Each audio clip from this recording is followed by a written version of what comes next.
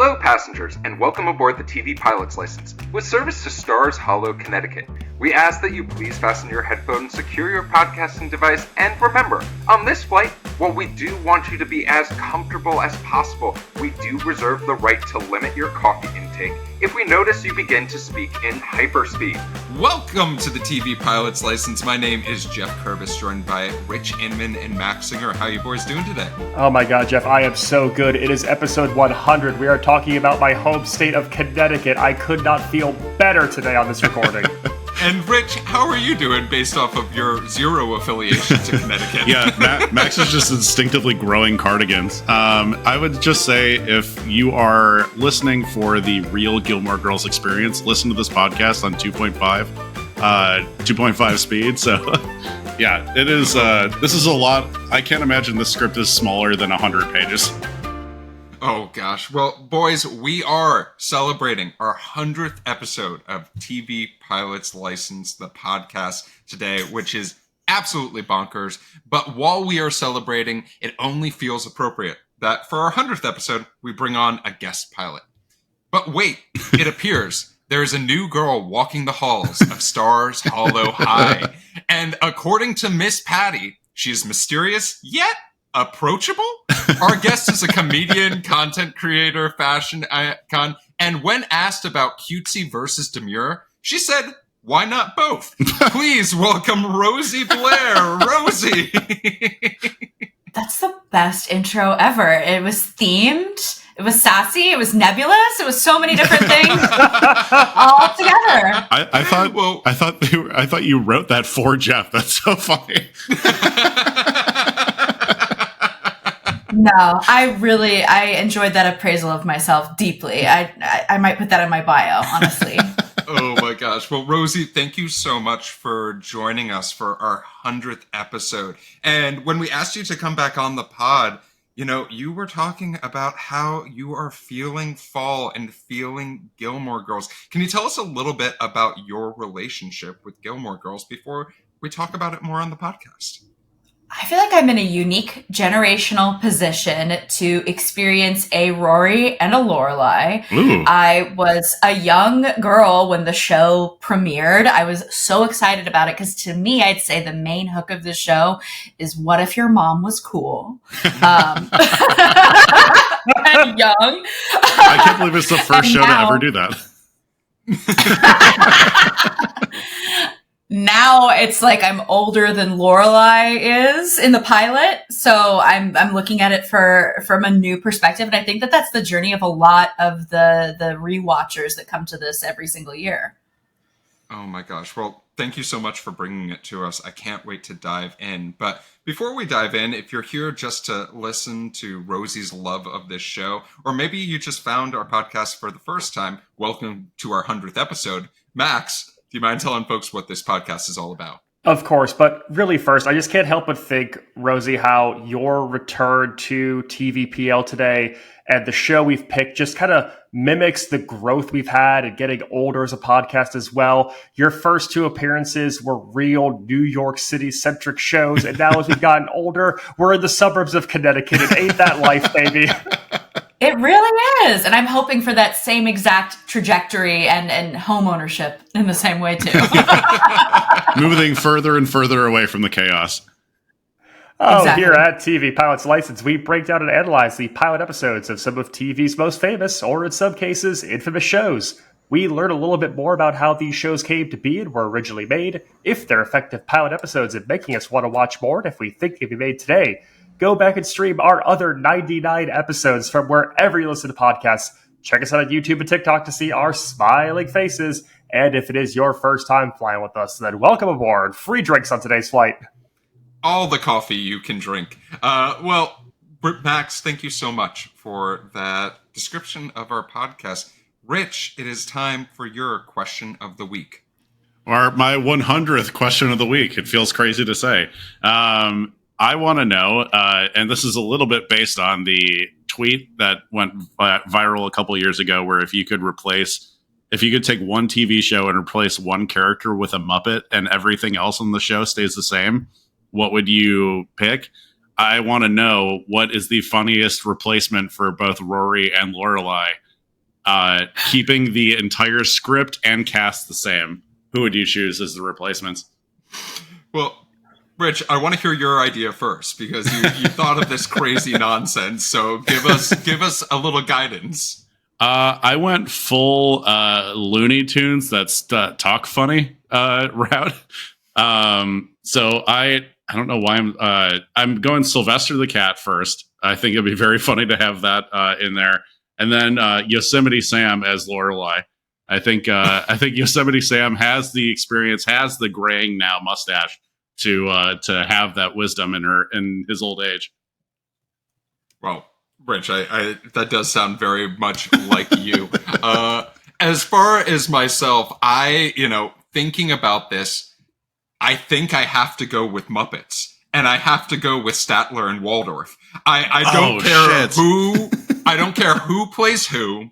I don't care who's Rory and who's Lorelai. I just want the two of them, muppeting around town and drinking copious amounts of caffeine. I think that when they visit the grandparents, holy shit, is that going to be the most amazing scene ever? I like this a lot. Yeah, I need that in my life so much. The dad actually reminds me a little bit of of Dr. Bunsen.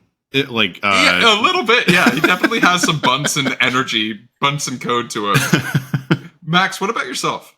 I mean, this is partially just based on a mother-daughter relationship from another beloved story, but also Alexis Bledel is kind of having those big old eyes. We're going with Kanga and Roo from Winnie the Pooh. Oh my god! Sure. The classic mother-daughter relationship. Yeah, when everyone thinks mother and daughter, especially cool mom to daughter, it's definitely that one. Rosie, I mean, what are you thinking? What is your... Who are you fan casting in these two roles? Listen, I am actually watching Gilmore Girls simultaneously with watching Twin Peaks, and Agent Dale Cooper, Special Agent Dale Cooper, is a great Lorelai. We have the love of coffee present, the love of the small town, just overjoyed with any culinary opportunity that comes. And then Laura Palmer is the child, obviously, is Rory. Absolutely. Especially dream sequence Laura Palmer would be. Oh, that's so good and crazy. I love that so much. And it's disturbing. I don't know what I want to fund more, Muppets Gilmore Girls or Twin Peaks Gilmore Girls. Well, there's a lot of overlap if you really are examining. Well, Rich, thank you so much for your question of the week. Let's talk a little bit more Gilmore Girls. But before we do so, a quick synopsis. Fiercely independent single mom Lorelai raises gifted Ivy League-bound daughter Rory amid a continual stream of quick-witted repartee. Wow, what a boy! I'm not buying in on that show just from that description. I'll be honest right now. You got to do some heavy lifting. Well, Max, it's time for some heavy lifting. Tell us how this show got made. Today, we are talking about the pilot of Gilmore Girls, which originally aired on October 5th, 2000 on the WB. And we are talking about the show's creator today, Amy Sherman Palladino. The child of a dancer and a comedian, Amy Sherman Palladino got her break in TV in 1990 when she and her writing partner, Jennifer Heath, were picked to join the writer's room at Roseanne ahead of its third season. At the time, she also had a simultaneous callback to be a dancer in the musical Cats after having lied on her resume that she was trained in gymnastics. Sherman Palladino put her dancing career on hold and focused full-time on writing, a decision that paid off. 2 years later, she'd be Emmy nominated for her work on Roseanne. After leaving the show following season 6, she sold her first sitcom of her own, Love and Marriage, to Fox in 1996, which unfortunately only lasted for 3 episodes. From there, she joins the room at ABC's Over the Top, which starred Tim Curry, Annie Potts, and a young Steve Carell, which was unfortunately canceled after just 3 episodes as well. While working on Marta Kaufman's lesser-known late 90s NBC sitcom Veronica's Closet, 3 seasons, 66 episodes, Sherman Palladino seems to be the theme. Listen, 66 compared to a combined 6 is a little bit better, Jeff. While working there, Sherman Palladino pitches ideas to the WB. After turning down several show ideas, she pitches a last-ditch effort of a mother and daughter who are more like friends than mother and daughter. WB buys the pitch at the meeting, but there's one slight problem. There's no show. She came up with this loose idea on the spot and just tossed it out. Inspiration came from a getaway to Litchfield County, Connecticut, and the small town of Washington Depot, where she stayed at a boutique hotel called the Mayflower Inn. The small town New England camaraderie provide backdrop for today's show. In her own words, Gilmore Girls was to create a family show that doesn't make the adults want to stick something sharp in their eyes while they're watching it and doesn't talk down to the kids. For the iconic pace of dialogue, she drew inspiration from the films of Katharine Hepburn and Spencer Tracy and the writer-poet Dorothy Parker. While developing the pilot, she received funding from the Family Friendly Programming Forum, providing the show with major advertising funds from marketing firms looking to add more family-based shows to their TV lineups. This is a fun one because there are two versions of this pilot, with the original unaired version looking quite a bit different. Several casting changes happened with WB from the original version to what we saw air. Let's go over those really quick. The role of Sookie St. James, made famous by Melissa McCarthy, was actually originally played by Alex Borstein, but she was recast due to not being able to get out of her contract at Mad TV to be a series regular. She does make a cameo in today's pilot. The role of Dean was originally played by actor Nathan Wethington, who was let go by the network and replaced by Jared Padalecki. And the town coffee shop, the biggest one of all, was originally owned by a woman named Daisy. There was no Luke in the pilot at all. In filming the second official version of the pilot we know and love today, the only change made was the name. They literally replaced all of Daisy's lines with the character of Luke without touching a word. It's all the original dialogue. While the unaired pilot was filmed in Unionville, Ontario, Canada, production for the official series shifted to the Warner Brothers lot in California, taking the place of Stars Hollow, Connecticut. Oh my gosh. Well, Max, thank you so much for that history of how this show got made. Rosey, this is a very iconic, fall-coded show, for sure. So I feel like we would be missing out on an amazing opportunity if we didn't hear from you about, how would you recommend folks prepare for getting in the Stars Hollow, the Gilmore Girls mood, and getting ready for fall? Yes. Oh, well, you're going to have to envelop all of your senses. I feel like that's a very necessary component. You gotta call, you gotta get your Postmates on lock, first of all, because I feel like a big part of the show is the girls love to eat. They love to eat junk food. If you can, I would order from multiple different fast food chains, because they certainly like to mix and match their dinners. So you're gonna do that. You're gonna light some fall candles. I would also get your coffee brewing, necessary. And then you got to grab a Rory Gilmore sweater, which I'm wearing right now for those of you listening. I don't know if there's a video component to this podcast today, but you got to get the cable knit sweater on lock. And someone close to you, if not a mom, maybe the mom in your life or the friend that won't shut up. Perfect. I feel set. Boys, do you feel in the mood? I can only imagine how, the person who specializes in cable knit sweater, set decoration and set design and costuming had to have bought a beach house from just the show alone. There's no... it's that, and then the sweater that Chris Evans wears in Knives Out is how they got their retirement plan. Right. They were like, thank God, I'm set now. I was worried a little bit. That was actually a recycled prop from Gilmore Girls Season 3. It's so funny seeing the first shot of Stars Hollow again, in the town square part of it, because I realized I have been on that set before, and it was for when I was an extra on Pretty Little Liars. They shot a funeral scene that was coming out of a church that was literally I could see it from memory. This is where the entire Stars Hollow was, but they shoot it on a very small part of this lot.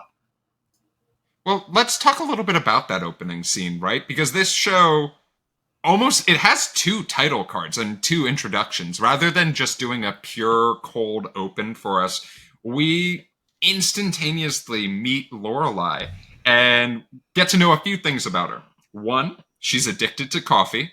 Two, Luke's has the best coffee in town. And then three, she's being hit on by just some random passerbyers through town.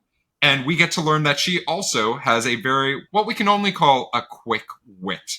I want to hear from y'all. What were your first impressions of Lorelai for those who might not be as familiar with this show? She's so fun. I think it's before this show. Just, I don't think that, especially directed towards my demographic at the time, because I feel like I definitely was like a WB young adult at this time. I'm sure we all were. Oh, yeah. It was just fun to see an alternative option. I feel like a lot of the shows that were pushed towards young people were very steamy, very 90210 vibes. And already like having this person that the wit of Lorelai and the wit of Rory, I think was so exciting to witness as a young girl. Totally. I think this definitely breaks the mold in the sense that all the other like WB, CW shows, the relationship with the parent is very like, I'm going to go explore my own adolescence in spite of you, and not, it's kind of us against the world kind of feeling. And that's what I got from this immediate breakdown. Also, like, how good was that first song drop of There She Goes? Yeah, the first like, needle drop. Oh my I was God. like, oh boy, I'm getting wrapped up in the sweater already. Max, what about you? Rich, There She Goes by the Laws is a song so good that it doesn't even need verses. The entire song is chorus and a bridge. I mean, that's the effect. They use it in The Parent Trap in 1987 as well. Like, the grip that song had on family-friendly movies and TV in this period of time just cannot be overstated. But what I love with Lorelai in this first scene is how much we learn about her as a character, get to know her personality without saying things about her. It's these little jokes about coffee addiction and how much she's had that day, and that little, repartee with Luke. It's when we first meet Rory and she's just pulling all these things out of her bag. It's not just, I believe lip gloss. It's like so many different options for her. And you get such a clear picture of who this person is and what their personality's like without anyone having to tell you, that's Lorelai Gilmore. And I feel like it's so effective in just drawing you into this town. It gets the small town charm down to a T off the bat. You get the two big lines that like show their personalities and like where they are in the world at that exact moment. Number one, I lost my Macy Gray CD. Already perfect. I'm right there. Number two, the "Are you my new daddy?" line, like, floored me. I was not expecting that at all. It was so funny. And my God, that just like set the tone immediately. I mean, Rich, I want to dive into that specific bit of dialogue a little bit more, because I think within the first 4 minutes of your pilot to then sort of set the idea of, here are some big pieces of news. We have Lorelai. Lorelai, while a younger woman, has a daughter who's 16 years old, who, can't be that much of an age gap. We learn a little bit more about the age gap later in the episode. And then for them to double down on, let's make everyone feel like it is us against them in using this Joey character who we will never see again. Nope. I am 100% sure. But using him as a prop of, this is their relationship. Oh, that would be I'm kidding, funny. I'm kidding. Low-key, that would be the funniest thing. Of like, remember me? No. But no one does, Joey. But using that to set this relationship was such a refreshing thing, as opposed to, Max, what you were talking about, just exposition dump for us. I got to call a timeout on Joey really quick, though. He says that him and his buddy are stopping in town while passing through on their way to Hartford. No one's ever just been passing through on their way to Hartford. No one's destination has ever intentionally been Hartford, Connecticut, unless you're going to a central location UConn basketball game when they play at the XL Center against larger opponents, or a Hartford Wolfpack minor league hockey game. The Whalers had already moved to Carolina at this point. There's no reason that Joey and his buddy would just be nonchalantly traveling to Hartford on this afternoon. Also, you wouldn't stop 30 minutes before your destination for a meal. Dude. No, you would get off the highway and go to Dunkin' like anyone else in Connecticut. Oh my God. I love location-based fact-checking. That's like one of my favorite things. I have a little bit of Los Angeles background. I'd be like, that's not there. That's not over there at all. That's I would watch this entire show with you just for those specific factoids. I'm the pop-up video in the corner on VH1. Yes. We'll talk a little bit more about, like, we got so many in-flight questions for this, but someone sent me a message being like, my biggest pet peeve with the show is there are scenes where you can see mountains from California in the background of Connecticut. Please tell me what mountain that is in Connecticut that exists, because there's no such thing. That's Butternut. That's where we go skiing in high school. An answer for everything. Oh my God. More Connecticut than that's where we go skiing in high school.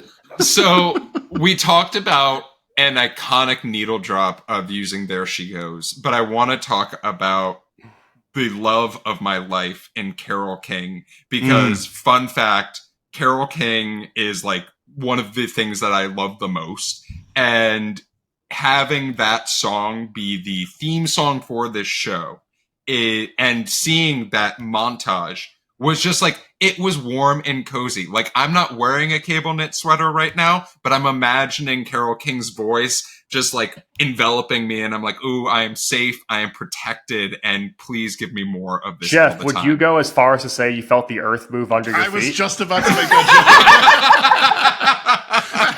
joke.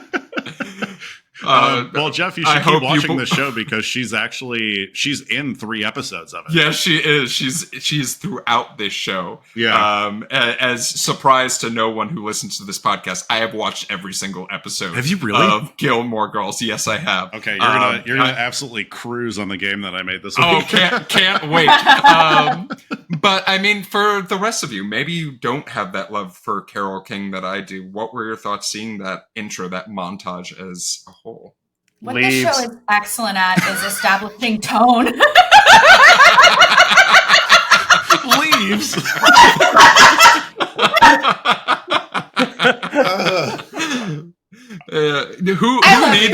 Who needs to go across the New England coast to go leave watching? I'm about You just to leave have this intro right now. Oh my God. Rosie, what were you saying? What were you saying about the intro? Honestly, I feel like you said what my heart wanted to say. I mean, like, boil it down to that. I'm over here, like, being like, okay, all right, film class, like, let's get out with the tone establishment. But then this show executes so well, like, this, like, immersive feeling that you are there, which is why I think so many people use it to beckon in fall. Like, there's so many rewatchers that are like, okay, I'm immersed because of this show. Mm-hmm. And it's like the sepia toned footage. The leaves are there. You are right, sir. They like open on that broad foliage scape at the top. And then it just, you're enmeshed with it. Like, the gals are on the sofa. They're dancing in the kitchen. It's just so homey. It feels like you're watching home videos of people. It doesn't really have that cringy effect of the 90s of people just like smiling and posing for the camera. Truly. But it feels very candid and charming. Like, you know, you're in for a great ride with good people. Yeah, and Max, if you interrupt like that, I'm shaking my fist. Why I autumn? Oh no! I mean, one of the things that this pilot does, which is surprising, is there's a lot of different sets that were going around throughout the pilot, like, which is super interesting, right? We automatically are introduced to Luke's. We are automatically introduced to like this very large courtyard, town square sort of set that Rich has been in attendance to. But then we're introduced to a workplace of the Stars Hollow Inn, and even more cast members. This is not a small, tight-knit cast. This is a lot of people that you have to sort of remember, or you are going to remember right away. And Rich, it seems like this might not be your biggest show. So I'm curious what your thoughts are on the sassiest man in all of Connecticut by the name of Michel. Oh, buddy, in all caps, I wrote, there is something so special about the banter between Michel and Lorelai. I loved it. He's such a sassy bitch from beginning to end. I love him. I love him. I'm like 100. Put him in every single episode. I don't want him to leave. And I mean, it's not just Michel. We get to know a workplace, which is super interesting because, yes, we see the small cameo from Alex Borstein as was Drella, the harpist, which is just like, it's such a perfect role for her. But then we get to a character that I have a love-hate relationship with in Sookie, and played by Melissa McCarthy, because it's just, it's one of those roles where it's such an interesting, refreshing tone, but it also seems so out of place in this pilot. And I'm curious if you guys got that feeling as well. Everything in the hotel feels downright zany. And I mentioned in the notes up top how much she drew from these classic 40s comedies, the Spencer Tracy, Katharine Hepburn dynamic. But there is this like throwback to the past in so much of these hotel scenes, from Michel's phone conversation, this one-sided phone call that feels like it's pretty much like an old MGM cartoon joke of like, you don't say, he didn't say, to these big physical prop comedy moments from Alex Borstein wheeling a harp through a busy hotel lobby, to Melissa McCarthy as Sookie St. James being an absolute hurricane in the kitchen and throwing pots and pans. It's such a contrast to the beginning of the show. And I feel like Gilmore Girls succeeds in feeling like a TV show and a TV comedy, while also having these comforting slice of life elements. And it's really like a razor's edge that it has to walk to do this dance. And I think it's great to have these two scenes start the show where we're going to see the mother-daughter quaint small town dynamic, and we're going to also have these kind of kooky cast of characters in this town. And just, it's a 1-2 punch that establishes Stars Hollow so effectively. Yeah, it's interesting that they're pulling specifically from sketch comedy background actors. Like like Alex Borstein and Melissa McCarthy was a groundling at this point. And I feel like that's a really interesting choice. I wonder how much, I'm not familiar with every single person's like acting background, but I mean, I know we were saying she's zany, but I feel like Melissa McCarthy is kind of at a 6 in this first pilot episode. It is jarring to see her at this stage in her career playing so sweet and feminine, and I think that later on she goes a whole different route with her just acting in general. Oh yeah, like this Melissa McCarthy versus Bridesmaids. Melissa McCarthy is like, it's an entirely different species of human being. I don't like know. We're talking about. I could see the evolution of just like how she plays this character to like watching a movie like Spy or something like that, where I'm like, oh yeah, this is like, they brought her in specifically to be the bull in the china shop. It is like, but also like such a sweet person as well. Also, this is our second Sookie that we've covered on the podcast, so put a big number 2 on the Sookie counter. Because I'm a real Sookie monster this week. I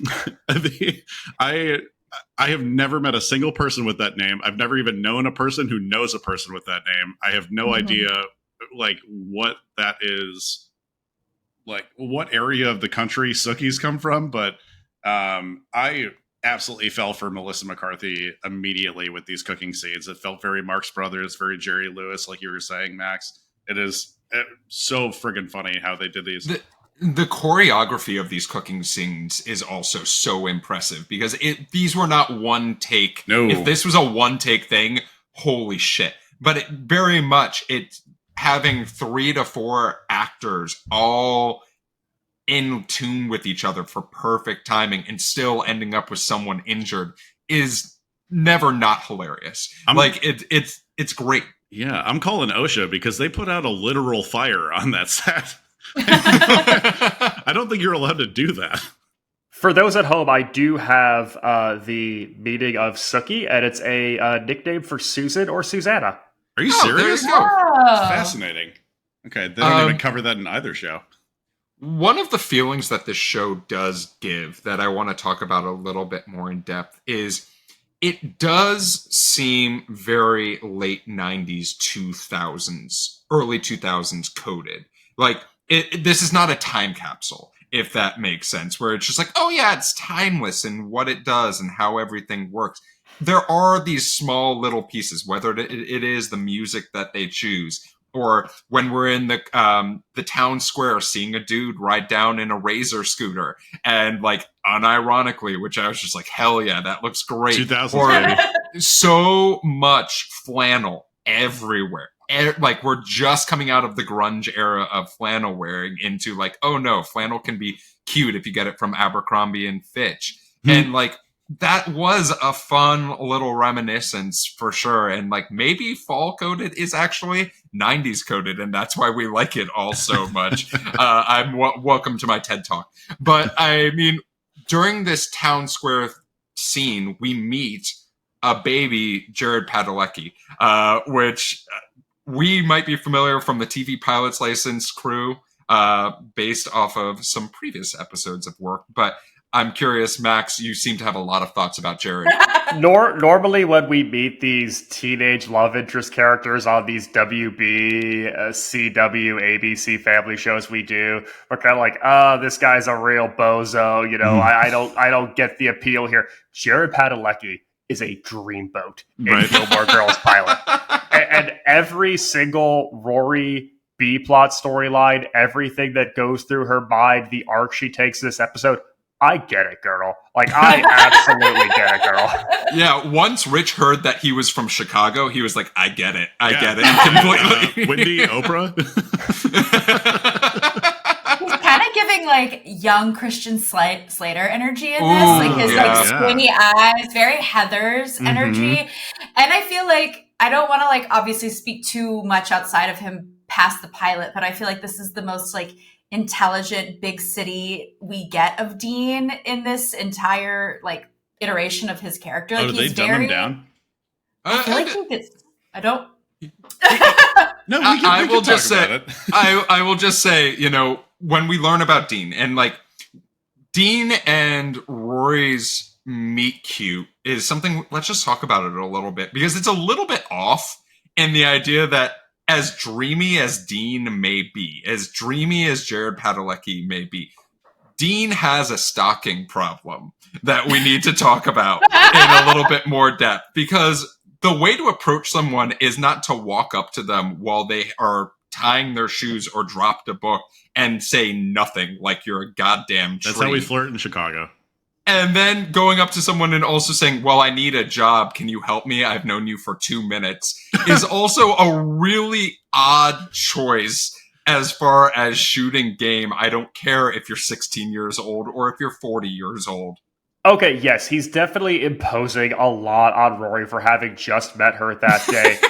My question specifically for Rich in this regarding Dean, that's Dean. That's his name. Dean Forrester. He just moved from Chicago. He's 16. He obviously was really influenced by the second Bulls three-peat of the 90s. Which non-Jordan or Pippen jersey does Dean have in his closet? Is it a Longley? Is it a Kukoc? Is it a Kerr? Who is he rocking? He's a big Luke Longley guy.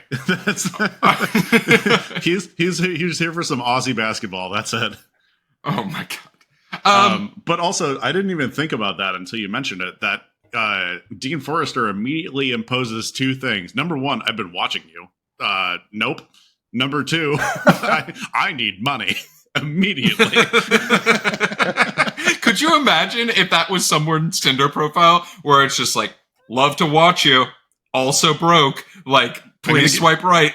I'll give you some advice right now, if anyone listening. If someone from Chicago has been watching you and also immediately needs money, you need to go the other direction right away. Do not stick around and fall for him. I'm curious because as you have gone from your Rory era to your Lorelai era, what were your thoughts and what are your thoughts now re-meeting Dean in a more seasoned age of life? This is a canon event for all young and gifted women. Like, I think that, like, he's dangerous. He's noticing me. I know that the stalking thing, like, we can obviously, like, reflect back with, like, 2020 vision on this, but I can't tell you the amount of times that I, you know, very conspicuously carried a book, a film, something like that to pique the interest of the local intelligent bad boy. I think that this is sexy. I think that it is speaking to a specific niche audience of young woman who hangs out at a video store, at a half-price bookstore. You know, like this is Oh my god. this is it. This is the ship that launched 1,000 fanfics, in my opinion. He is a terrible car. He reads the classics. You don't need to know a third thing about him. Oh yeah. Like let's get into like Kerouac on a floor mattress. I've been her, you know, like this is good. Oh my gosh. Well, let's talk a little bit more about how Dean sort of sets off our A-plot in a little bit more of a interesting way. And that is, we find out that while Rory is extremely gifted, there is a private school that's about 30 minutes away from Stars Hollow called Chilton that she was accepted into. But now that she has curried the favor of the local mysterious new hottie, city boy, she doesn't really want to go. And that's not even to mention that Lorelai just doesn't have the money to pay for this tuition. Our A plot is giving us a B plot, a C plot, a D plot as well. As far as for a pilot, what did you guys think of this being our main problem? Why is this day any different than any other day? It felt weak to me. That like, I mean, what this is establishing is Lorelai is going to do anything she can for Rory to help her follow her dreams. But like, I don't know, that doesn't seem like enough to build a whole show on. Like, I even wrote down in my notes is like, this doesn't seem plot heavy enough. It's so reliant on the individual character relationships that like, that's what you're watching for. That's what you're hooked on. But like the actual plot of like, you know, I feel like sending someone to like an extremely expensive prep school is not crucial enough of a thing that like Rory already seems super smart. She can excel anywhere. I don't know. I see that. I think it's deeper than that. It's almost Shakespearean for me. It's avoiding the folly of the parents. It's avoiding like Lorelai's entire thing is being self-reliant, is getting out of the mistake quote that she made for herself. So she's got two kind of like being Lorelai's centered here, and then she's got the generation above her, the generation below her.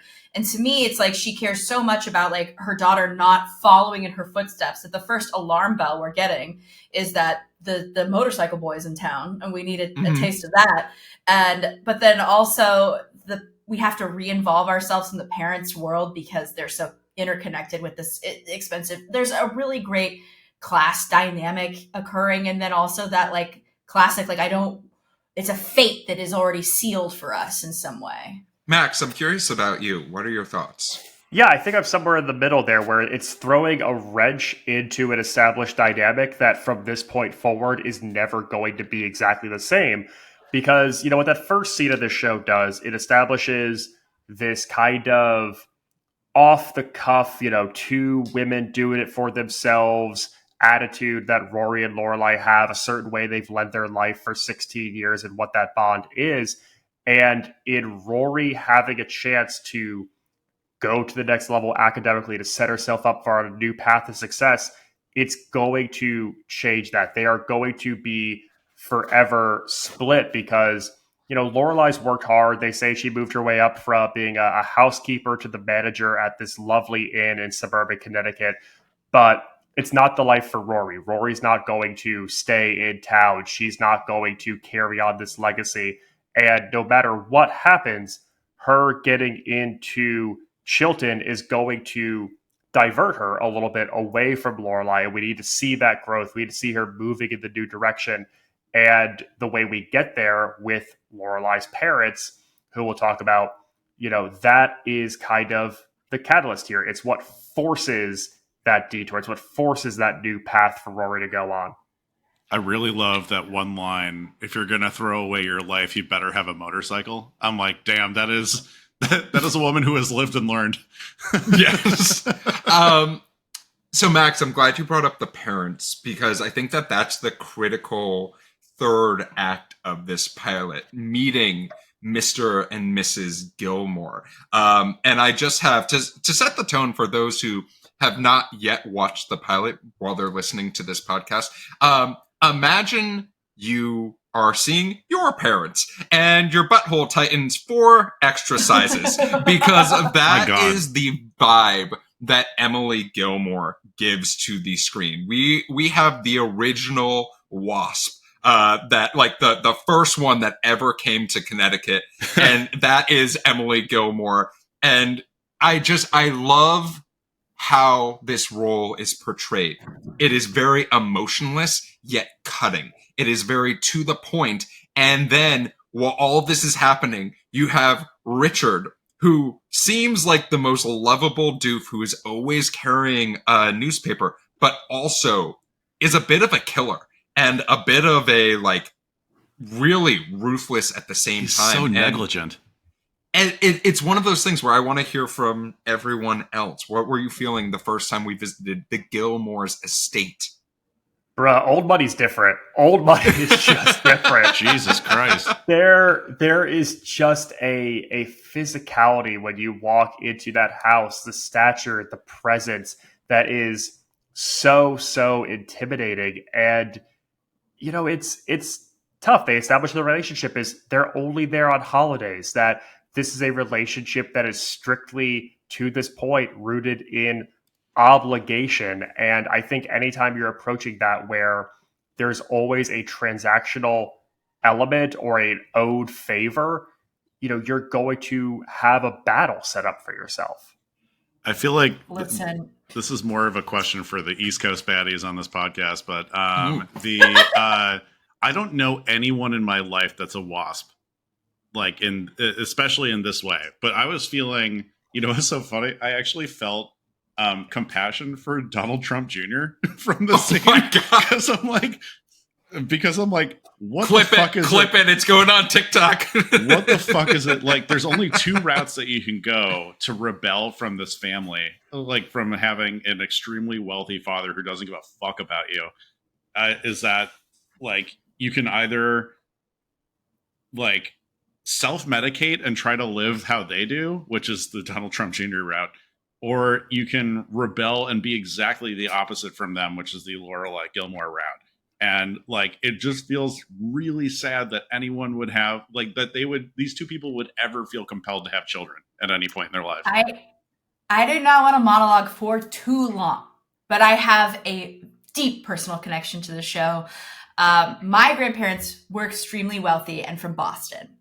And my dad was kind of their party son who they said, you don't get anything. So I was sent to private school by my grandparents, but I would shop at Old Navy once a year with my mom. And that is kind of like this dynamic I heavily relate to, because we would have only holidays with my very waspy grandparents who my grandmother grew up in a house with a name. You know what I mean? Like, if your house is named estate. Yes. Yeah, if you have a house with a name, I feel like that's like the code that I'm listening for whenever I'm like, okay, I know what's going on with you. Her backstory is crazy. She had several brothers who all died of like heroin addiction or something like that. And they were old as shit, these people. They were in their hundreds when they passed away 15 years ago. So they were very elderly people. And it's an interesting dynamic being in this like world of 2 very different like price points. Like, I remember I would get anything I wanted for Christmas, but nothing throughout the year.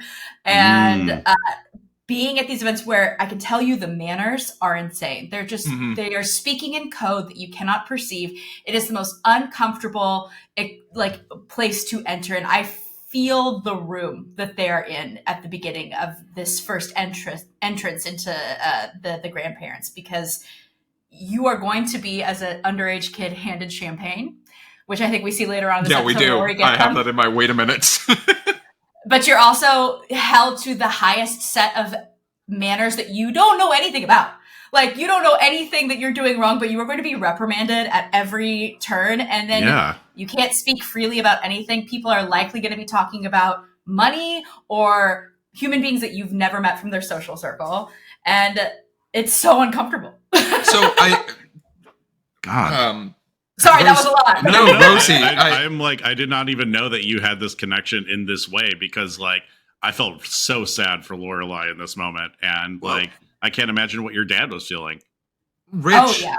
Rich and Max, I actually want to sort of envelop you in this dilemma that Lorelai has, and the reason she goes to try to mend this relationship, at least for the time being with her parents, is to be able to give her daughter a different life at Chilton. So I did the math of how much a semester plus a entrance fee to Chilton would cost. About. No. So here is our dilemma for Lorelai.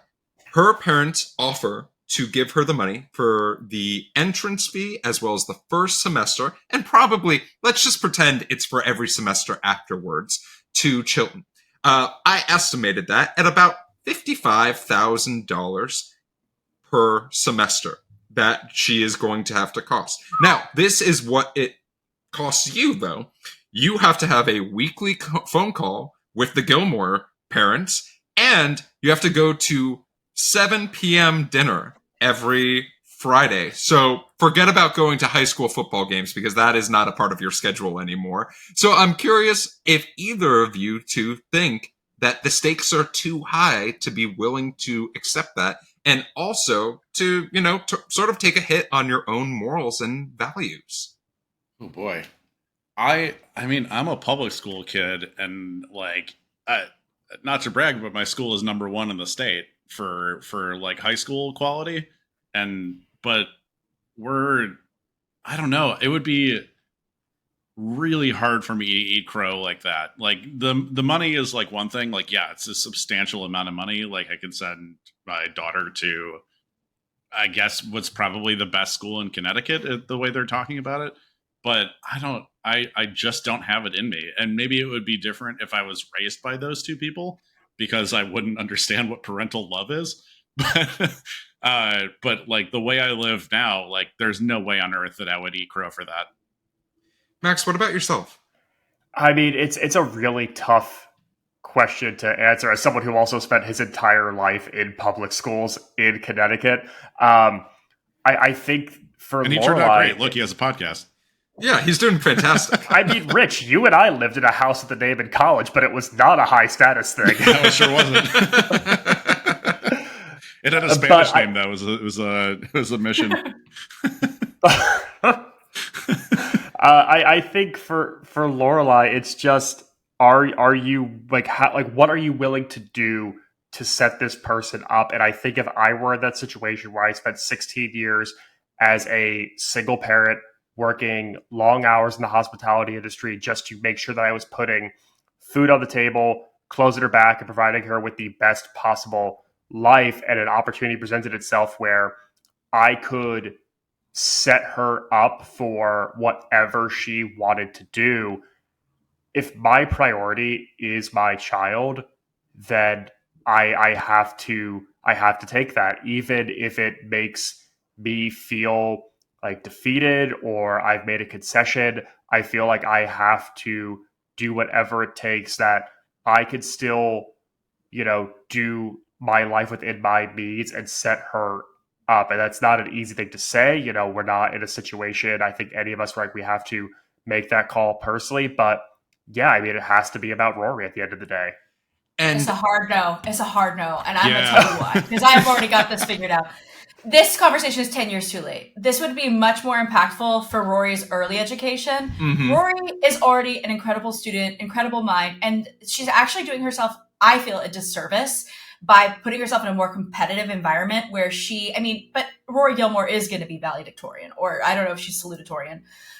I think if this is real world rules and you're already like made it this far and she's already this gifted and exceptional, don't fucking fuck with the grandparents at this point. Like it's not good. That base level education, I think, is the most important. The only thing that's going to happen when she gets to this high school is she's going to be thrown into the wolves. Like these kids have a completely different set of social norms and cliques and just ways that they're moving through the world. I think that she has a great shot of getting into whatever Ivy League school she wants to go to from being the valedictorian of her public school and kicking Definitely. ass there. She's going to rank higher in terms of like just as an example, I was in the bottom quarter of my school and I was making B's. So like that's, and I would have been in gifted programs in other schools. And I just feel like, I don't know, I have way too much personal. And also, Rory, let me just tell you right now, if I can speak to you, Rory Gilmore, UConn is the #1 public university in New England. You can still get a very good education in state at a public school, probably on full ride. If we don't need to set you up just for Ivy League. Hell, you could go to Wesleyan. You go to Wesleyan and stay and get a very, very good liberal arts education. You'll probably, based on the timeline, you'll probably hang out with the dudes from MGMT and do shrooms in your college years while studying poetry. I mean, there's plenty of paths for you, Rory Gilmore. That's right. That's beautiful. You could also go to University of Hartford, which is also a fantastic university as well. Let's talk a little bit about the way that they one up that question that I gave you, in that we get to see our first dinner. We already know that Rory might not want to go to Chilton. And then we get to see Lorelai get abused by her parents in one of just the most heartbreaking scenes of the idea of not only are they going to throw her under the bus, but they're also going to talk so lovingly about the man that abandoned their granddaughter. Oh, dude. It was... This is why, and Rich, this is why I sort of held my tongue when you were like, I don't get the stakes of this pilot. Because the stakes are, we get to be so emotionally involved with these characters that you feel your heart break for Lorelai when you find out that this is why she is trying to do everything in her power to make sure her daughter doesn't have to live under these circumstances. I think that actually influenced my answer of like how if I would eat crow to like get the tuition money, because like when I heard him talk about her ex-partner, not husband, right? Did they get married? It was her ex-partner, not husband. Ex-partner who clearly didn't stick around to be a dad, and instead went off to California to start a company. Like if I ever found out that someone from my family was talking to like an ex that basically abandoned me with a child, I would cut them out completely from my life. There's no goddamn way. There's no way. I wouldn't even show up for Christmas. I mean, Rosie and Max, I'm curious, what were your thoughts of seeing this? Because this scene almost was our final scene. We had one more that I think was very important to see. Yeah. But what were your thoughts? What were your feelings seeing this dinner to establish we're going to do these every week? Every episode that you see, we're going to get some form of this dinner that is going to make your butthole clench even more sizes than it already was clenched.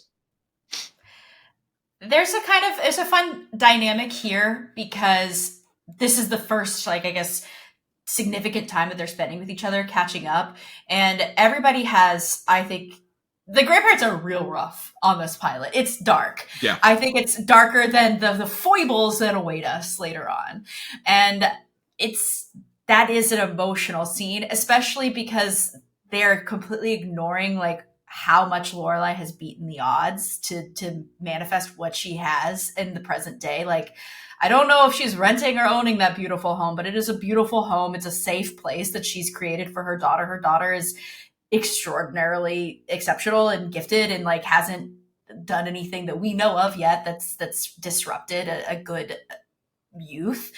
And they I think they say that, are you still working at a motel? Like but then also it's sort of like Lorelai hasn't wanted them in her life. She hasn't even, I think, been prideful and shown off what she's done. So we know that we're going to be learning more about each other as this goes on, because nobody has a clear portrait of what the other people are up to. Yeah, it's so evident that both parties have such a different idea of what strength, what power, what success looks like. And so that scene between Lauren Graham and Kelly Bishop, who plays her mom in the kitchen, is so effective because it is just this 16-year in the making dynamic coming to a head. And I think this is the most important scene in this pilot, is mother and daughter in the kitchen, because it is this other side to Lorelai. It is rounding out the character. And Lauren Graham, man, oh man, she absolutely crushes this. Yep. And while we see these fun, vibey scenes and that dynamic and, repartee and the joking for the first 40 some odd minutes to get this just like, driving the screwdriver in with her mom. It's so powerful, and see his other side. She just absolutely knocks it out of the park. You see the trauma that she's fighting against. You understand like a broader depth of that character behind what she's saying. It's also super interesting to have such this loving mother-daughter relationship on one side that we are centering our pilot around. And then on the other side, we show what Lorelai is fighting against, the relationship she doesn't want to have with Rory, which is just so important. And I think it is important that we don't end on this scene. We end in a safe space. We end back at Luke's. And I find it so interesting, Max, that you told us in like the background of the show that Luke was not originally a Luke. It was a Daisy. And like there were no intentions probably behind that character of maybe what we got in that final scene or the hints that we got. But instead we get the hints of, no matter what happens, no matter how many assholes enter their lives, there's always going to be, at the end of the episode, Lorelai and Rory together sharing a pot of coffee and maybe some cheese fries along the way. And I realized now that you say that, Jeff, like Luke is so important. It's so important that Luke is a man, because I think every man in this episode has done something to harm Lorelai or Rory at some point, except for Luke. He's the only one that has cared about them. Like it is all just like it's assholes and like narcissists all the way down, except for Luke. He's like the only one that seems to show them any care.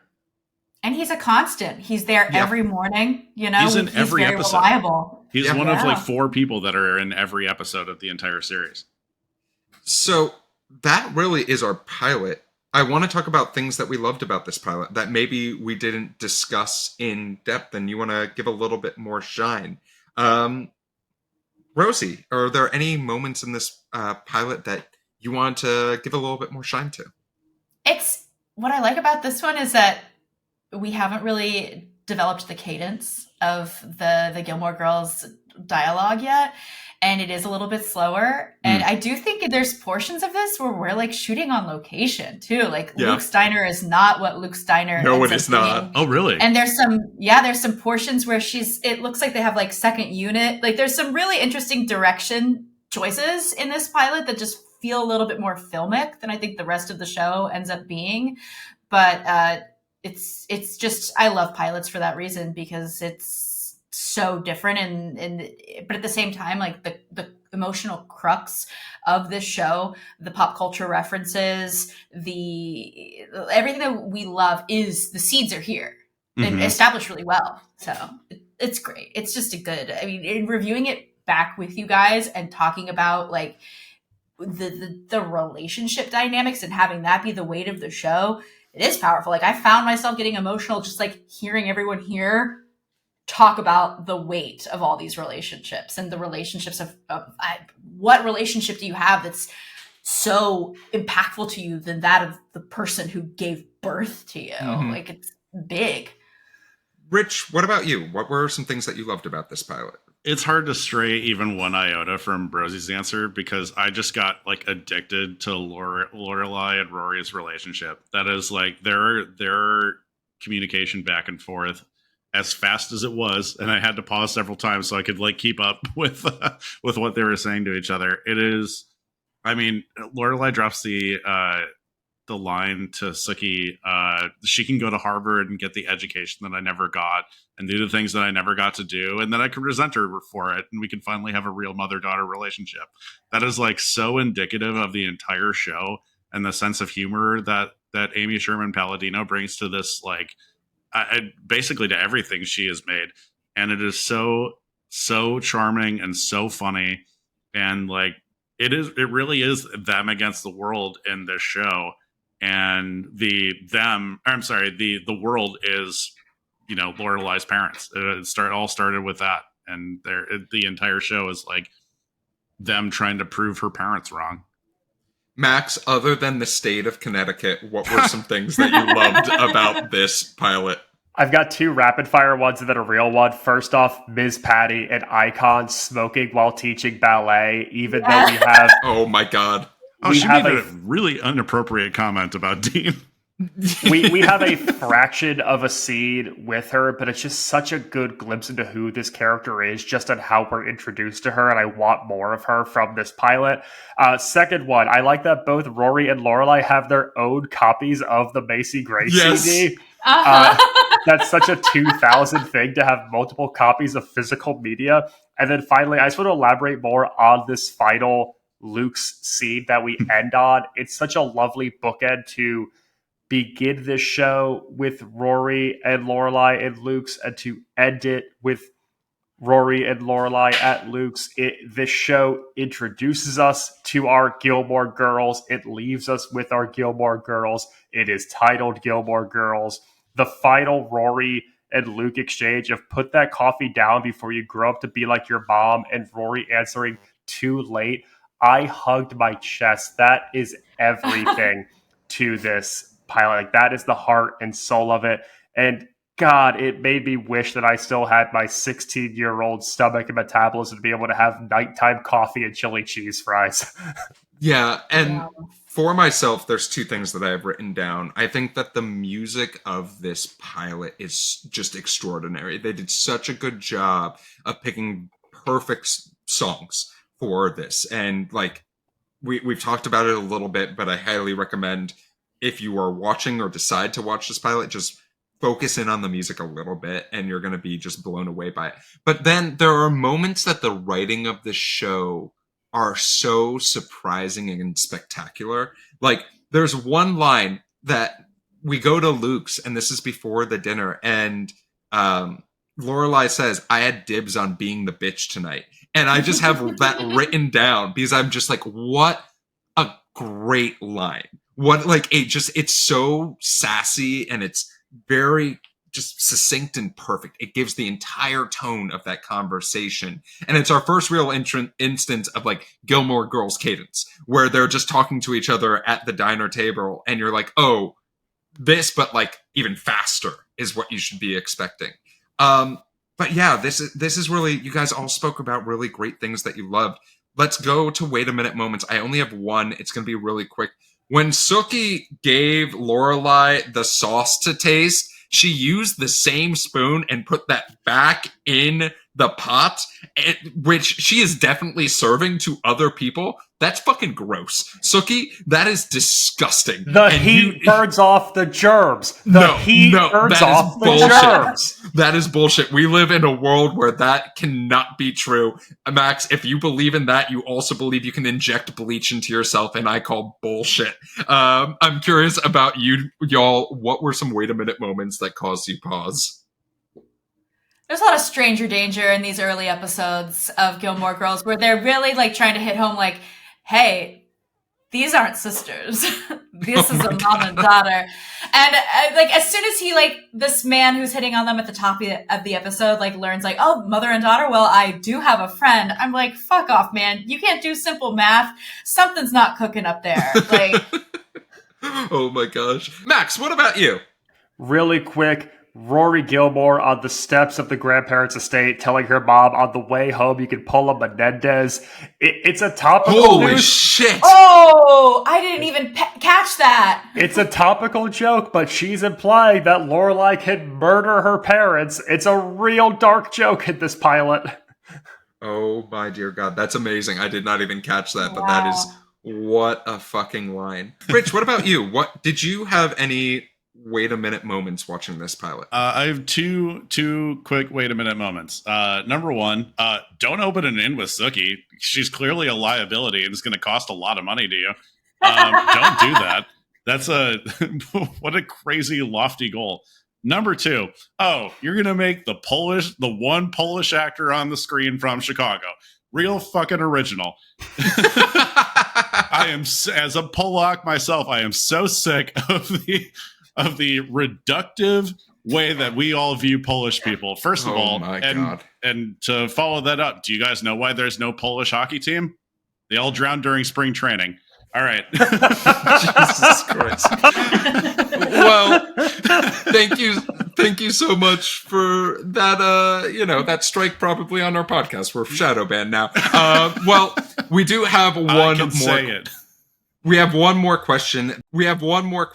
That's an in-flight question. And first, I want to thank all of our frequent flyers for the many, many, many in-flight questions that we got today. Wow. I want to say thank you specifically to a few people. We even got an email to tvpilotslicense@gmail.com with 1,200 words espousing the love of Gil-more Girls. Wow. And I would really read it all. I want to thank you all for that. And one of the consistent themes that we got was something that's asking a lot of Max and Rich, as they've not watched the entirety of this show. So I took a liberty with our in-flight question today, and I decided to ask an in-flight question of let's do Tinder of Stars Hollow. What? How did you do this? Our first Tinder swipe is Dean Forrester, Star Hollow stand-up guy looking for Rory or someone like her. A little bit about Dean. He's a bookworm with a passion for working with his hands. Fixing cars is his therapy. Loyal and protective, Star Hollow's local raised right. Bonus points if you know where Deuce's Market is. Loves classic rock and good debate about the best bands. Looking for someone who appreciates a good cup of coffee. Luke's obviously, and witty banter. He's not looking for drama queens, anyone who doesn't appreciate a good book or a classic movie marathon, or city slickers. Star Hollow's charm is a must. Now, bonus points if you can quote Gilmore Girls with him, if you're a spontaneous adventurer, and if you can handle a guy who wears his heart on his sleeve. So swipe right if you're ready for a down-to-earth guy with a heart of gold and a love for flannel. Now, so that's our first choice. This is me, so I am going to be very upset at both of your answers if you swipe left. Then we have Jess Mariano, a brooding bookworm with a secret soft spot and looking for someone who gets it. He's an independent spirit with a head full of words and maybe a few bad decisions in my past. More interested in Kerouac than karaoke, but not afraid to have a good time. Secretly a sucker for classic movies and witty banter, and learning to play the guitar. He's not looking for a cheerleader or high-maintenance personalities and drama, and anyone who can't handle a little mystery. Now, bonus points if you can quote obscure literary references, if you're down for a late-night diner run or a walk in the rain, and if you see the world a little differently and aren't afraid to challenge the status quo. Wait. And yes, Rich. Are those two characters the exact same?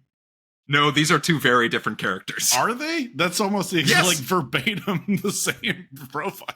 I really, can I use this quick moment to proselytize? I have a theory about the relationship dynamics of this show and why they are the way they are. Oh, please. Go no, for it, I would Rosey. love to hear this. This is the boyfriends thing. Okay. So I believe that the trajectory for Rory's relationships with men was always supposed to highlight her being caught between the two worlds of her grandparents and her mother. And I believe that they wanted to establish this very early on because we have Mr. One Tree Hill playing Tristan at her private school. And then we also have Dean, who is kind of the representative of the hometown, the movie and book references, etc. We lose Chad Michael Murray to One Tree Hill. He goes away. And then we have to now change the character of Dean to be like hometown, sweet, but cute, dangerous. And then bring in another like foil to him who ends up being Jess. And even though they're incredibly similar, but then we get Logan who ends up rounding out the man from the grandparents' world. Well, so that's yeah. Well, Rosey, thank you for introducing our third eligible bachelor, Logan Huntsberger. Life's a game, but you're the prize. Maybe. About him, he's an heir to a media empire, but with a rebellious streak. Think getting kicked out of 4 different private schools. He's an intellectual thrill seeker and always up for an adventure, from spontaneous trips to exotic locations to late night karaoke, a complete contrast to our man Jess. He's a cultured connoisseur. Now, he's not looking for wallflowers. He's not looking for drama queens, which seems to be a consistent theme. And he's not looking for anyone who can't handle a little friendly competitions, because life's a game, right? Bonus points if you can keep up with my pop culture references, if you're independent and strong-willed because he loves a challenge, and if you can appreciate a guy who knows how to have a good time and maybe even bail me out of trouble occasionally. So, gentlemen and Rosie, who are you gonna pick? Are you going to pick Logan, Jess, or Dean? God, Jeff, I'm feeling so much pressure that I pick wrong. My wife's going to yell at me. Does she even listen? Just let it go. My hair looks the most like Jess, so I feel like that's a good starting point. But Dean has got this like Y2K hair. I don't want to swipe left or right. I want to swipe down the middle of that part right there. Nice. I gotta go with the small town Connecticut charm via Chicago. I gotta go Dean Forrester off of nothing but this conversation we're having right now. Yeah. All right, Rich, are you going with that stocking look of Dean, or are you going a different path? Yeah, I gotta go with someone who knows that you don't microwave pierogies; you heat them on the stove. That's I think that's the only thing I need from this. The very last guy sounds awful. I would not. Was that Logan? Is that his name? Yeah, absolutely. Fuck Logan. I don't know anything about Logan. This guy looks fucking. There is nothing. You don't get booted from private school for good reasons. It's not like, oh, he's too much of a thrill seeker. It's like, no, you get booted from a private school because you like. We're stealing liquor and smoking meth like that. You do. This is not like. Yeah, Jeff. Next, get this man off my screen. All right, get him out of here. I don't like him. Oh my gosh! And Rosie, I guess I'm curious. What, as the now older Gilmore Girls fan, I'm curious. Was there a different answer today than there was in the past? Absolutely. Yeah. I mean, coming right off of Rich's sentiments is fun for me because I go with Logan. I go with Logan because I think that out of all of these guys, I think that he's potentially the most supportive of Rory and really respects her intellectually and like respects her drive and career and things like that. And he also has that shared background of like he gets it, and I don't think he's going to judge her to the same degree that we get some judgment from Jess. We get judgment from Dean. And I mean, I could wax poetic about how obnoxious Dean gets in the coming seasons.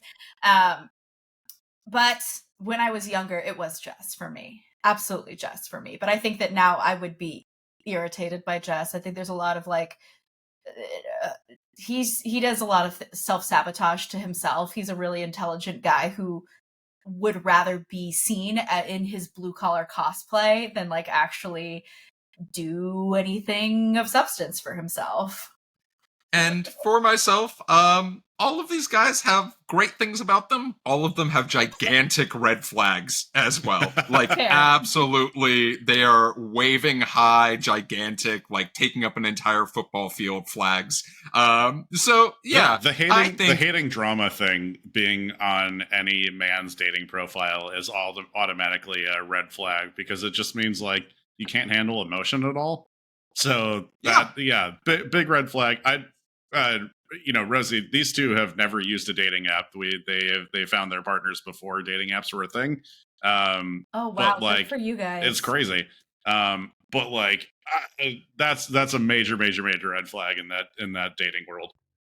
Yeah, all of them are scary. Yeah, that's fair. I mean, good luck to anyone who's using dating apps. I already was having stress just making this presentation for you all, so I can only imagine what it is like out there. Well, thank you for that in-flight question. Let's talk a little bit about the history of this show really quickly. This show had 7 seasons on TV, and 153 episodes. That is not including the 4-episode miniseries that was on Netflix in later years. I do want to mention this is our first TV show that we have ever done on the podcast that has been on 3 different networks. And the reason I use networks is it went from WB to CW, like many shows we've done on this podcast. But then Netflix bought the rights to the Gil-more Girls and was able to make that questionable 4-episode miniseries that happened. Remember when we were talking about like cable and the idea that this cable show was a big draw for CW WB? First season averaged 3.6 million viewers, which is not that shabby whatsoever. Mm-hmm. It got all the way up to 5.2 million viewers on average per episode. And then towards the end, averaged around 4 million. Still very, very good. As far as like this show, it got syndicated really, really early. There are like many studies about this show and how many times episodes were shown in a year. Like, even though there were only 153 episodes, one executive said that they showed Gil-more Girls on their channel over 400 times a year, which means you're showing multiple episodes multiple times throughout the year. In 2016, this was actually called one of the most watched shows on Netflix by Ted Sarandos. And it's really interesting, all of the talk that we've done, and then talking about awards, because the show did get 62 nominations and it had 19 wins, but none of them were for really notable things. It got an Emmy win, but that was only for makeup, outstanding makeup in a series, which was super interesting. But don't worry, even though there's no ocean near Stars Hollow, there are 5 surfboards that are around Stars Hollow because this show did win 5 Teen Choice Awards. And most notable award, it actually won in 2003 the American Film Institute Award for TV Program of the Year, which is, considering 2003 was a pretty good year for television, pretty impressive. But that is the history of this show. And Rich, it is now time for your game of the week. Well, clearly Jeff and I didn't coordinate on what our games were going to be here, because mine's in the form of the classic The Dating Game. And I wanted to give each of you a name the guest with some clues here. So we're going to go with Max. You're going to get our guest bachelor number 1. He is not primarily known for acting. He's known mostly for his hair metal days as a frontman in the 80s and 90s, and performed at the band Skid Row until he turns his sights toward Broadway. He was... Oh, do you know already? Yeah. I mean, I know who this person is when you said the band Skid Row and went on to do Broadway. Yeah, I probably shouldn't have included Skid Row. Anyways, okay, you shouldn't have included Broadway. Yeah, you're right. I should have just removed that one entirely. Who is it, Max? It's Sebastian Bach. It is Sebastian Bach. Sebastian Bach played Gil for 13 episodes. Was not expecting that. I did not know he acted at all. This next one is for Rosie.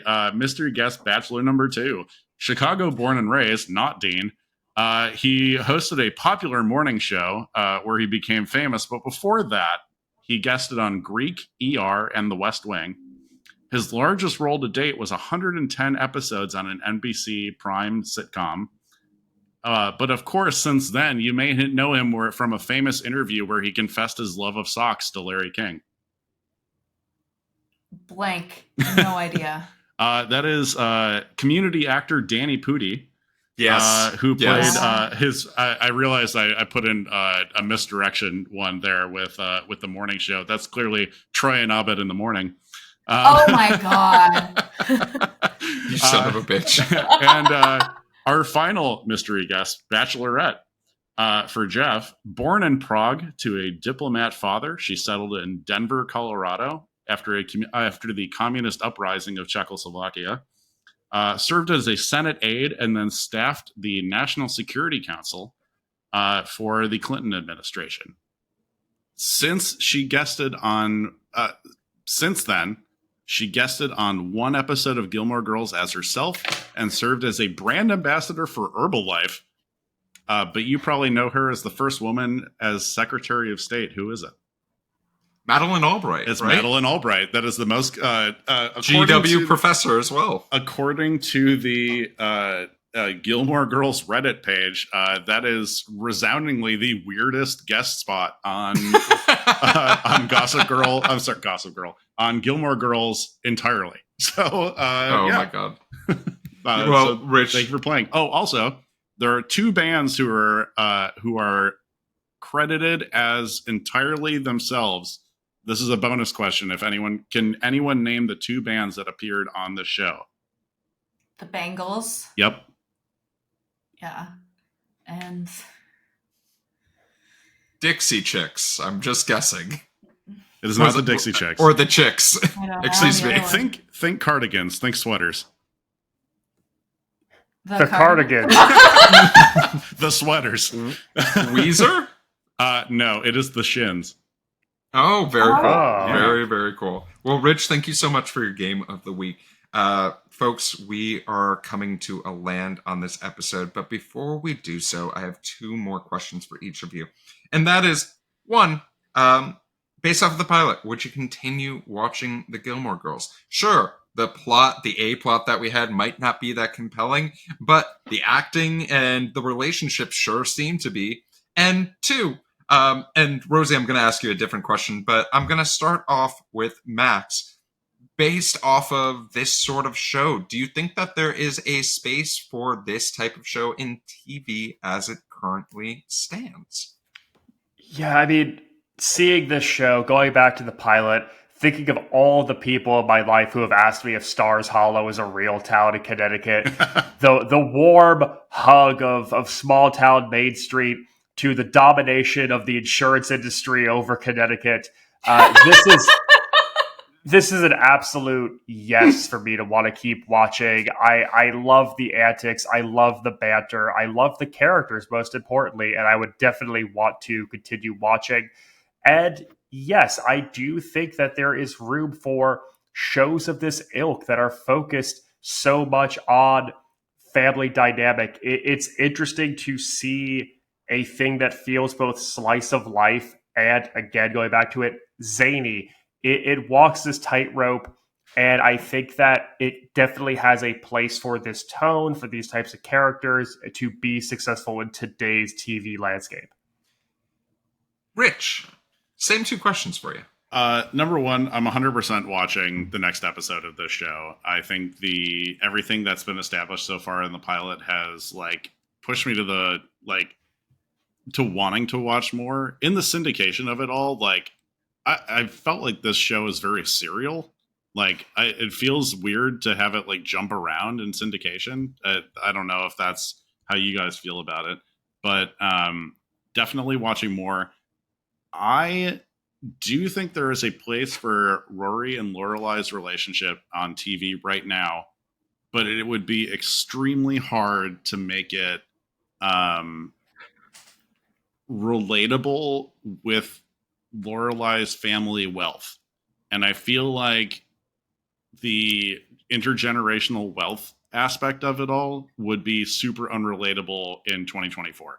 So I would say they probably wouldn't continue that on, but I would definitely say the relationship between them two, the relationship with Michel and Sookie and everything, great TV right now. Everything else would probably have to be set in a different setting.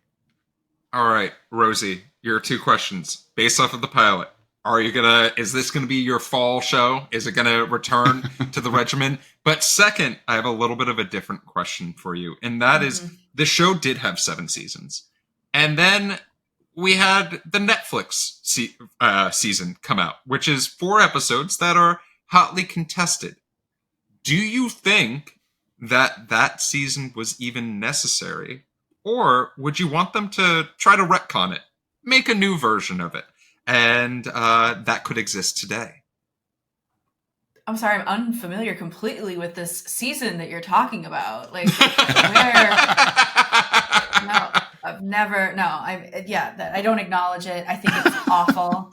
I think it it's fan servicey in a way that like you're not even servicing the fans like what we love about the show. It's just It's kind of like a nudge of just like, remember this? Remember this?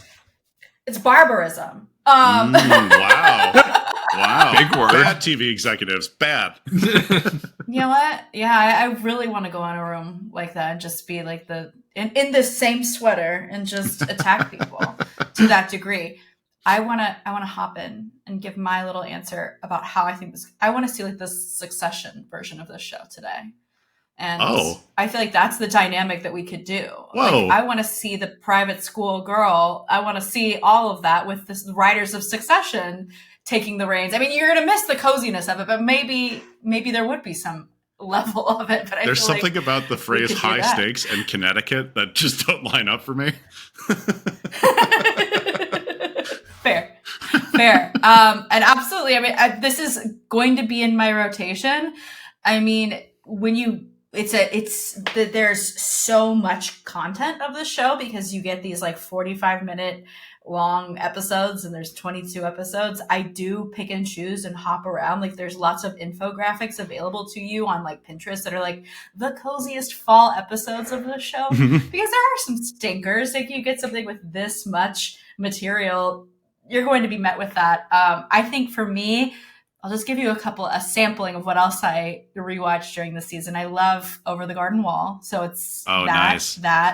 And then I have to add something like dark into the mix. So something I'll cherry pick from like Ryan Murphy's offerings. And right now I'm enjoying a rewatch of Scream Queens, which is also, if you like dialogue heavy stuff, that's for you, but it's deeply offensive, especially in today's climate. Yeah. So. If you hate plot but love dialogue, boy, are you gonna love Scream Queens. Yeah, and if you're listening to this, if this is your first time listening to this podcast, to come listen to Rosey, we actually covered Scream Queens a couple weeks ago. So scroll back and go enjoy us covering some campy horror. Perfect. Happy to plug that for you. Oh. Well, I'll finish us off on recommendations, and my recommendation is, I'm gonna add this back in to my rotation. And I was thinking to myself, like, how could I add this back in without just being like so much fall? And I think like treating it like that one episode a week TV that we used to get and used to love. Not that this is a water cooler show, but this is a show that just does give you that warmth and that familial feeling that sometimes you yearn for from TV. And then as far as more of this, I think that Lauren Graham has done an excellent job of finding shows that are based off of relationships and like dominating in them. And like one example is Zoe's Extraordinary Playlist. Another one is Parenthood, which she was on NBC for 5 years, and will inevitably do both of those shows on this podcast. But there's something to be said about when you see someone like that do so well in shows like that people want that in their life. They want the relationship base. They don't need, this building exploded and we have to save everyone. Not that I don't love 911, but sometimes you need a palate cleanser that isn't as busy and that does spark a little bit of heart and a little bit of joy. Well, folks, that is the end of our 100th episode of TV Pilots License. Yay! But before we go, Rosey, first of all, thank you so much for joining us today. Oh, thank you. What an honor. 100th episode, Gil-more Girls, like start kicking off my fall season this way. Hell yeah. Where can folks find you? Connecticut is. Yeah, exactly. We had no idea before. Max just appeared. Where can folks find you if they not only want to hear more from you, but get more from you, get more advice, all of the fun things? Well, if you want to just completely be delusional and pretend it's fall right now, I would say a great portion of all of my socials are dedicated to that. I've got a YouTube channel where I do like cozy New England fall trips and day trips like that. I've got an Instagram, a TikTok, and I really am setting the vibe, setting the tone. I like to be premature so that you can be inspired by the things that inspire me. And that's under my name, Rosey, ROSEYBEEME, Rosey B Me. I'm there. Everyone go follow her right now. Yeah, follow right now. We all follow her already, so we can't add extra follows, but we highly recommend it. Rich, where can folks find you? You can find me looking for my lost Macy Gray CD, and you can also find me on Instagram at Damn That's Rich. You can find original sketch comedy for Max and myself at Dadwagon Comedy on TikTok. Max? You can find me tonight playing harp at the Independence Inn, and you can find me on... Oh, I wish you had the coffee can to throw down. And you can find me on all things social media at Maxwell Sing. And you can find Lee, maybe not so moderately consuming caffeine at Luke's, but you can also find me on social media at RunJeffRun. You can find the TV Pilots License anywhere you listen to podcasts, as well as on YouTube and social media at TV Pilots License. If you have a question about the show or for our next episode, you can email us at tvpilotslicense@gmail.com or give us a call at 213-290-1713. Make sure to watch our socials for some sneak previews of some of the stuff that we have coming up, as well as calls for your in-flight questions. But with the plane landed and the seatbelt sign off, we look forward to flying the bright skies of the TV world with you again soon. And until then, where you lead, I will follow. I was going to say, are you my new daddy?